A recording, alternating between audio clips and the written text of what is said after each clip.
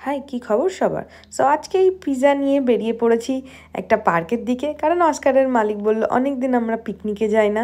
So তাড়াতাড়ি করে pizza তুলে নিয়ে আমরা চললাম একটা লেকের দিকে, আর পেছনে বসে আছে অস্কার। পৌঁছে গেলাম লেকের পাশে, তারপরে পৌঁছে গেলাম একদম অরিজিনাল স্পটে যেখানে আমরা বসে পিকনিক করব।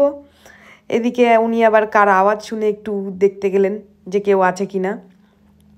তারপর আমরা একটা এখানে ব্ল্যাঙ্কেট পেতে নিলাম, আর অস্কার জল দেখলে থাকতে পারে না, সো জলে নেমে পড়লো। আর এখানে দেখো ভিউটা কি সুন্দর আশেপাশের। আর এটা আমার ফেভারিট পিৎজা টাটুফিনা, আমার খুব পছন্দের। তার সাথে রয়েছে এখানে অরেঞ্জ ড্রিঙ্কস।